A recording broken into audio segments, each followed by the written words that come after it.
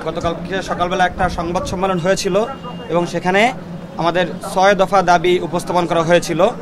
আমরা গতকালকে আমাদের যেই প্রথম সারির একটা দাবি ছিল সেটা মেনে নেওয়া হয়েছে। আমরা কালকেই সেটা নিয়ে সন্তোষ প্রকাশ করেছিলাম। আমাদের বাকি যেই ৫ দফা দাবি ছিল সেটা মেনে নেওয়ার জন্য আমরা নতুন করে গতকালকে রাতের বেলায় সন্ধ্যার সময় আমরা ২৪ ঘন্টার আলটিমেটাম দিয়েছিলাম, কিন্তু আমাদের এই সরকারের পক্ষ থেকে আমাদের সাথে যোগাযোগ করা হয়েছে এবং আলাপ আলোচনার মাধ্যমে এই বিষয়টা সমাধান যাতে হয় সেজন্যই মূলত আজকে আমাদেরকে ডাকা হয়েছিল। আমাদের যেই বাকি ৫ দফা দাবি আছে সেই দাবিগুলো আমরা এখানে উপস্থাপন করেছি এবং এখান থেকে আমাদের দাবিগুলোর ব্যাপারে অত্যন্ত পজিটিভভাবেই নেওয়া হয়েছে এবং এই বিষয়গুলো বিভিন্ন প্রক্রিয়া অনুসরণ করে মেনে নেওয়া হবে সেটা আমাদেরকে আশ্বাস দেওয়া হয়েছে। আমি যদি একটু বলি, আমাদের প্রথম দাবি ছিল হচ্ছে ঢাকা কলেজ সহ ৭ কলেজ শিক্ষার্থীদের সঙ্গে ঢাকা বিশ্ববিদ্যালয়ের শিক্ষার্থীদের সংঘাতের দায় নিয়ে ঢাকা বিশ্ববিদ্যালয়ের প্রভিসি মামুন স্যারকে ক্ষমা প্রার্থনা করে পদত্যাগ করতে হবে।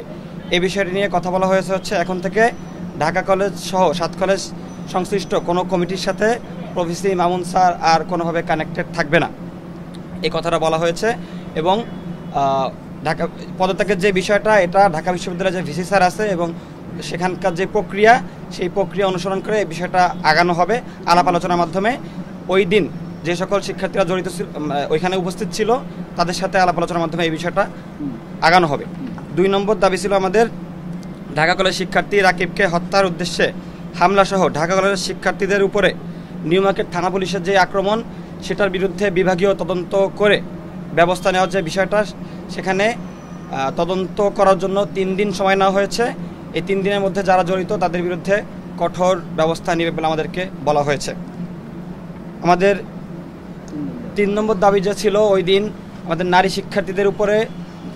শিক্ষার্থীদেরকে নিয়ে যে কুরুচিপূর্ণ মন্তব্য করা হয়েছিল এবং ঢাকা বিশ্ববিদ্যালয়ে তারা যে আগে আমাদের উপরে শান্তিপূর্ণ কর্মসূচিতে আক্রমণ করেছিল যেন ক্ষমা চাওয়া সহ বাকি যে বিষয়টা, সেটাও আমরা যখন ঢাকা বিশ্ববিদ্যালয়ের ভিসি স্যারের সাথে বসবো সে বিষয়টা সেখানে সমাধান করা হবে এবং এ বিষয়ে এখান থেকে সর্বোচ্চ সহযোগিতার আশ্বাস আমাদেরকে দেওয়া হয়েছে।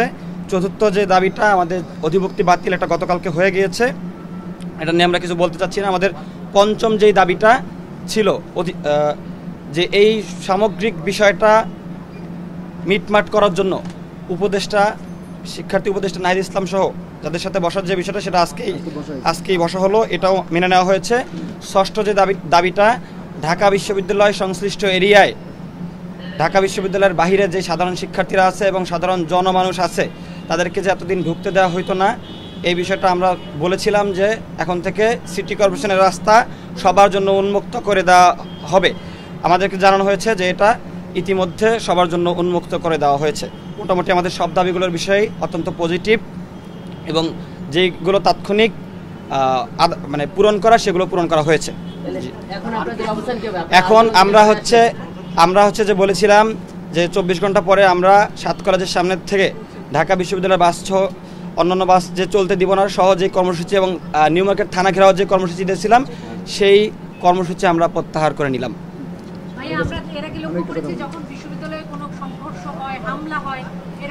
রাজনৈতিক সংগঠন ছিল যেটা নিষিদ্ধ, তার দিকে অভিযোগ ছিল। এবার কি স্পেসিফিক ভাবে বলবেন শিক্ষার্থীদের কুরুচিপূর্ণ মন্তব্য এবং এই হামলা আসলে কারা করেছে?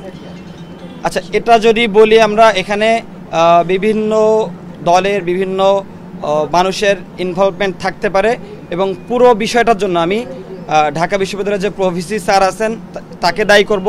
সে যদি শুরুতেই এই ক্ষমাটা চাইতো বা উদ্যোগ নিত তাহলে এত বড় ধরনের ঘটনা ঘটতো না। এটার জন্য সম্পূর্ণ দায়ী ঢাকা বিশ্ববিদ্যালয়ের প্রভিসি মামুন আহমেদের।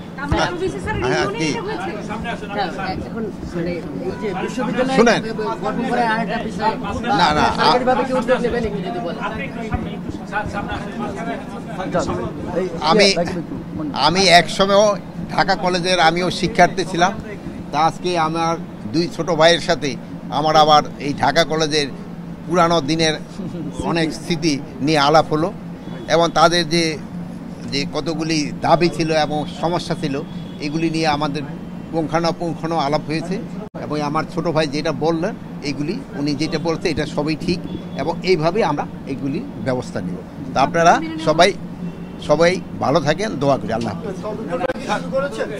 ওনারা যে তদন্তের কথা বললেন 3 দিনের মধ্যে, ওনারা আশ্বাস দিয়েছেন যে 3 দিনের মধ্যে তদন্তটা করবেন। আমরা 7 দিন সময় চেয়েছিল।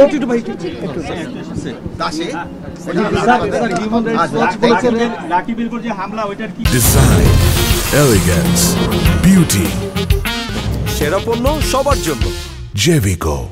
ওইটা বিষয়ে বলছি, ওনারা আমাদের কাছে 7 দিন সময়। 3 দিন একটু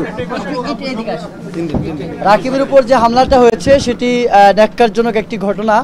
এটা আমরা এবং বাকিদের উপর এটা আমরা কখনোই মেনে নিইনি এবং আমাদের ব্যাপারে খুব স্ট্যান্ড ছিল যে এই রাকিবের সাথে যেটি ঘটেছে সে ব্যাপারে প্রশাসনের পুরোপুরি দায়ী। এটা ইন্টেনশনালি হোক অথবা আনইনটেনশনালি হোক, যেভাবেই হোক রাকিবের উপর যেটা হামলা হয়েছে এটা খুবই ন্যাক্কারজনক এবং আমাদের কাছে খুবই এবং অপ্রত্যাশিত। তো সে কারণে আমরা বলেছিলাম যে এটার ব্যাপারে বিশেষ করে এখানে নিউমার্কেট থানার ওসি এবং এসির নাম কিন্তু এই দাবিতে সংযুক্ত করা হয়েছিল।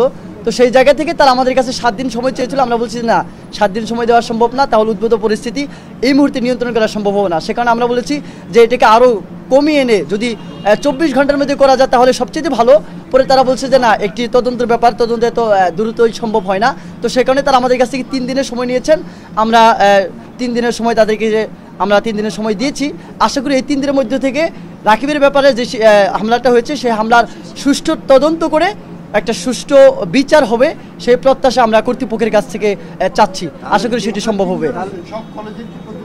আমরা একটু বলি, ইডেন কলেজ থেকে আসছেন একজন। আসসালামু আলাইকুম।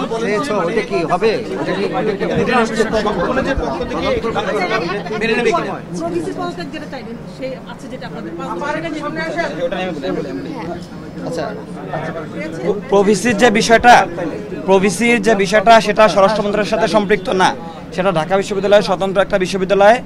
আমরা এখানে যেটা এখানে যেটা আমাদেরকে কনফার্ম করা হয়েছে যে এখন থেকে 7 কলেজের কোনো কমিটির সাথে কোনো কাজের সাথে এই যে প্রভিসি আছেন তিনি আর সম্পৃক্ত থাকবেন না এবং তার যে পদত্যাগের বিষয়টা এটা নিয়ে আমাদের 7 কলেজের শিক্ষার্থী প্রতিনিধিরা যারা ওই দিন ওই ঘটনার সাথে সম্পৃক্ত ছিল তারা বসবে ভিসি স্যারের সাথে এই বিষয়টার সিদ্ধান্ত হবে।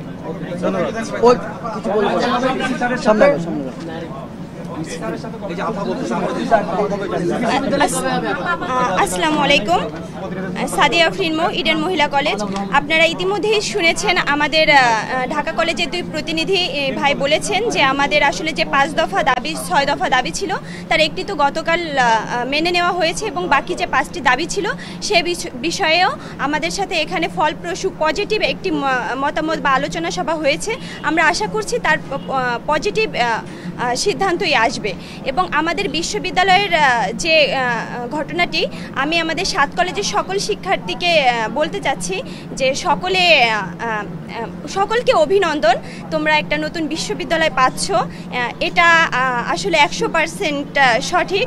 একটি 7টি কলেজ নিয়ে একটি কাঠামো তৈরি হচ্ছে বা একটি স্বতন্ত্র বিশ্ববিদ্যালয় যে হচ্ছে, এটি আমাদের শিক্ষা উপদেষ্টাও সকালে একটি বার্তা দিয়েছেন এবং আমাদের অধিভুক্ত যে বাতিল হয়েছে সেই বিষয়ে কোনো সেশনজট যাতে না পড়ে, যেন একটা সুষ্ঠু নিয়ন্ত্রণের মাধ্যমে এটি সমাধানে আসা যায় সে বিষয়েই আসলে এখন কাজ করা হবে। সুতরাং আমরা শতভাগ আশ্বস্ত, কারণ আশ্বস্ত না হওয়ার কোনো কারণই নেই, যেহেতু রাষ্ট্রের সর্বোচ্চ পজিশনের ব্যক্তিবর্গ আসলে আমাদের আশ্বাস দিয়েছেন এবং তারা নিজেরাই এটার সাথে সম্পৃক্ত এবং তারা নিজেরাই কাজ করছেন। সুতরাং সেখানে আমাদের আসলে হতাশ হওয়ার কোনো জায়গাই নেই। যে আশ্বাসগুলো পেয়ে গেলেন এগুলো তো সবগুলো তার বাস্তবায়ন না হয় তখন কি আপনারা আবার পুনরায় করবেন না কি করবেন? আচ্ছা, এটা আসলে তখন এই সিদ্ধান্তটা নেওয়া যাবে যে তখন কি হয়। আসলে আমরা তো আশাবাদী যে আমরা যে দাবিগুলা করেছি শতভাগ যতটুকু আসলে রাষ্ট্রের পক্ষে সম্ভব এই মুহূর্তে সমাধান করা ততটুকু সমাধান হবে। যদি না হয় সেই ক্ষেত্রে আমরা রাষ্ট্রের স্টেক হোল্ডার যারা থাকবেন তাদের সাথে বসে আসলে কি করা যায় সেটা সিদ্ধান্ত তখন আসবে। ধন্যবাদ।